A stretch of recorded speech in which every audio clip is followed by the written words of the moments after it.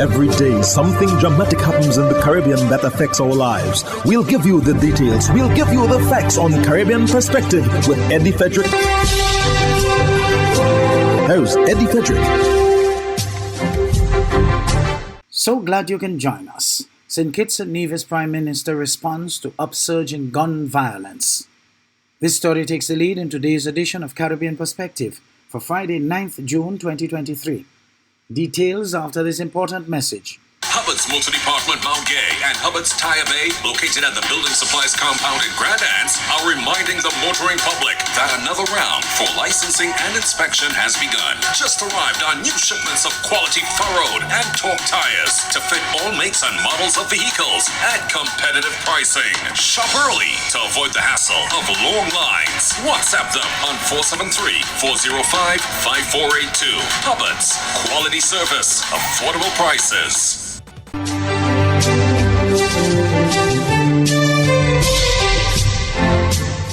Welcome back. Prime Minister and Minister of National Security of St. Kitts and Nevis announced a multi-point plan that he said the police will implement immediately in response to the spike in gun-related homicides in the Federation. Glenn Bart of SKN Newsline reports. In his national broadcast, he described the killings as gang-related, particularly those in the Central Bassa area, as he called on citizens and residents to cooperate with the police. While outlining the plan, Prime Minister Drew said, "What we are experiencing is a direct result of a previous administration's policy of the monetization of crime management." Immediately, the security forces will implement the following. 1. Increased security presence in our communities through various methods. 2. Further engagement of regional and international security experts to work along with our forces. 3. Strengthening of the intelligence capabilities of the security forces. 4. Expansion of the CCTV infrastructure island-wide. And 5. Enhancement of evidence gathering capabilities to ensure that perpetrators are brought to justice. The High Command of the Police Force will hold a press conference tomorrow to give more detail on these initiatives to the general public. The Cabinet has also agreed to table legislation in the National Assembly to increase the penalty for illegal firearms offenses from 15 to 25 years in prison. I reassure you that our security forces will be unrelenting in working collaboratively in their obligation to preserve law and order in our Federation. Our streets must remain safe so that the law-abiding citizens and residents of our Federation can enjoy their peace and tranquility. Your government believes in providing a second chance to our citizens and residents who have fallen afoul of the law. However, it cannot be a second opportunity to repeat criminal activity. The present upsurge in criminal activity is a natural and direct result of the monetization of crime management. Similar methods were tried and failed in Jamaica, Trinidad and Tobago, Mexico, Haiti, and El Salvador. In every occasion, it resulted in what we are seeing right now in our Federation. Just hours after a double homicide was committed on St. Kitts on Monday, two separate morning and afternoon homicides occurred in Bastia today, 6 June. In the morning, a well-known proprietor of an outdoor food service, popularly known as Rasta OJ, was killed on the F.T. Williams Highway. Then by afternoon, a young man was killed in Dorset Park, bringing the number of homicides in the Federation to date to 16. Police have been kept busy with these 4 recent homicides and are carrying out vigorous investigations, a source indicated. According to the Prime Minister, the Police High Command will provide further details in their June 7th press conference. Glenn Bart reporting for SKN Newsline. CARICOM stands in solidarity with the government and people of Haiti. CARICOM via a statement said it has noted with deep concern reports of death, injuries and displacement in our sister member state Haiti as a result of heavy rains and flooding over the past weekend and the earthquake on Tuesday, June 6, 2023. CARICOM expressed sincere condolences to those who now grieve the loss of loved ones, homes and livelihoods. The Caribbean community said they extend their arm of friendship to the government and people of Haiti at this very challenging time and assured them of the continued support and solidarity of member states of the region as they seek to recover from these disasters. The 4.9 magnitude quake struck in the early hours of Tuesday in the city of Jeremy, killing at least 3 people. Last weekend, torrential rains and widespread flooding left at least 42 people dead, 11 missing, and some 19,000 homeless. Once upon a time, Jamaica was regarded as one of the most homophobic countries in the world.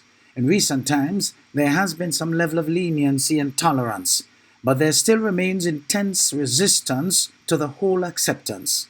CVM Live's Natalia Clark reports. Insisting in recent years there's been an increase in attempts to curb the Jamaican society into acceptance of the LGBTQ plus community. President of the Love March movement is calling for an immediate halt. This after the U.S. Embassy, again in recognition of June as Pride Month, raised the pride flag largely associated with the non-conforming group. In response, the Love March movement has pledged to flock the embassy 6 days each week to decry the hoisting while lambasting the perceived symbolism behind the gesture, which challenges deeply ingrained societal norms. Because we believe that it is important to take a stand against this kind of message that they're trying to send to our people, which is the normalization of homosexuality, lesbianism, bisexuality, and transgenderism. It's important to note that they fly this flag in breach of the Vienna Convention, Articles 31E, Article 20, and Article 41. The Vienna Convention on the Law of Treaties speak to the importance of treaties as a source of international law and as a means of developing peaceful cooperation among nations, whatever their constitutional and social systems. Well, what we're saying is that we're not against any group of people, but we're against certain behaviors. The LGBT flag is a political symbol of the advancement of an agenda which works itself out in laws and policies. As seen in the United States, that flag is flown when they have pride marches through the streets. That flag is flown when they have like the same-sex marriage ruling, things like that. So it's not simply about the people, but there's a political ideology. And Jamaica is not party to such a political ideology. Our motto is out of many, one people. And so, we are welcoming to people, but we're not welcoming to all behaviors. Dr. Thomas is urging officials in the Ministry of Foreign Affairs to intervene while imploring Jamaicans to stand up for their beliefs and culture. For the Jamaican people, I would like just to challenge you never to accept this kind of promotion of the LGBT agenda as just something normal in our society. If you see something, say something. If you find that your children are being taught something in school, or if something is happening at your workplace where they're promoting homosexuality, speak up and say something. You can. The LGBTQ plus Pride Month in the United States commemorates the Stonewall riots, the uprising of gay rights movement that occurred in June 1969. Natalia Clark, CVM Live.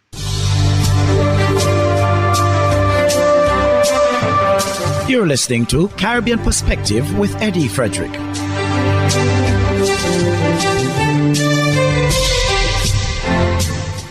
Residents of Asu Canal are calling for an end to gun violence following a drive-by shooting in the area on Tuesday evening, which left 2 men injured in St. Lucia. Jason Darius of the DBS News World reports. A drive-by shooting involving a high-powered rifle in Asu Canal Granville Cruiserly has left 2 men nursing gunshot injuries at the Owen King EU Hospital, with 1 victim said to be in critical condition. The shooting occurred about 10 p.m. Tuesday, leaving nearby structures riddled with bullet holes.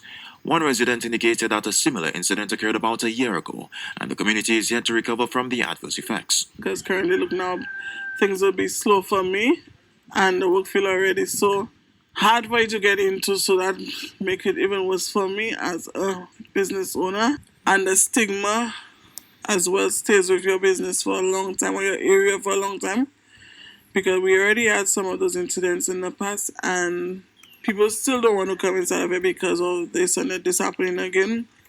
Brings it back to zero. The business owner is pleading with St. Lucians to stop the violence and urges authorities to do better to curtail the ill of gun-related crime plaguing the country. Let's try and hit the problem where it starts, which will be at the schools, where you have children dropping out of school, single mothers struggling, and their boys trying to go astray to help their mothers out. Fathers, take your responsibilities, because I think this is the biggest problem. Fathers not taking their responsibilities, and then single parent homes having those children going astray because they cannot get what they want, and the streets are grabbing all of the young boys currently. I don't know if we have to go back to the drawing board, put new legislation in place for us to be able to take those boys off the streets and make sure that they're in something and not out there at home doing nothing. But I think that's the root of this problem in St. Lucia. St. Lucia continues to grapple with the scourge of gun violence, with the government of St. Lucia in recent times making significant investments in the Royal St. Lucia Police Force toward curtailing the damning trend. For the TBS News World, Jason Narius reporting. Turks and Caicos authorities intercepted a vessel with just under 170 migrants, inclusive of 3 minors. 3 minors were among 169 migrants intercepted in a vessel making its way to the Turks and Caicos Islands. According to the Royal Turks and Caicos Islands Police Force, Marine branch officers were dispatched on the evening of June 5th, following information received about a suspicious vessel. Acting on information received, at around 10:55 p.m., the officers via the Sea Garden vessel intercepted a 40-feet vessel about 2.5 miles off the Northwest Point area. The illegal migrant vessel was found carrying a total of 169 illegal migrants, 38 females and 131 males, including 3 minors. The illegal migrants were handed over to the Immigration Task Force. Artificial intelligence coming to the Bahamas. More in this ZNS News item. Artificial intelligence, or AI, is a machine-displayed intelligence that stimulates human behavior or thinking and can be trained to solve specific problems. ChatGPT application is a new AI that was released earlier this year. Terrence McMahon explains it to be an application that reads the entire internet simply by a request.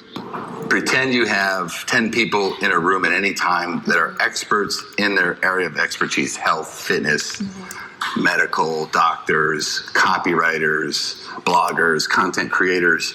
You can use them as if you have your own staff by commanding the AI. You can literally talk to it and have it produce information for you and activities and actions through something called prompt engineering. Okay. So when you engineer prompts, it's a recipe to create an output, and it has become the fastest growing company in history. With ChatGPT being a topic of interest for a while and being banned in certain countries, McMahon shares how this can be used for the greater good. It is problematic. But if you don't prompt it correctly, it'll eliminate writer's block and get people immersed into their curriculum faster. Is it a cheat? Is it a plagiarization? I have to say yes, because I was formally educated, and this would have saved time, saved money, all of that. So I think you have to look at it from both sides. There's pros and cons with every change that comes out in the community. OpenAI has become the fastest growing company in history. Mr. Carson and McMahon built a company in 2 months to help people learn it, leverage it, and launch it in their own lives here in the Bahamas. We haven't had one person attend our event and not say that their lives have changed, because now they know how to use this mystery tool called AI. Season is now upon us, so we as Caribbean people need to remember to think safety and be prepared. Avoid venturing outside during a storm or hurricane, especially if there are strong winds. Rooftops and other debris are often blown about and can cause great damage.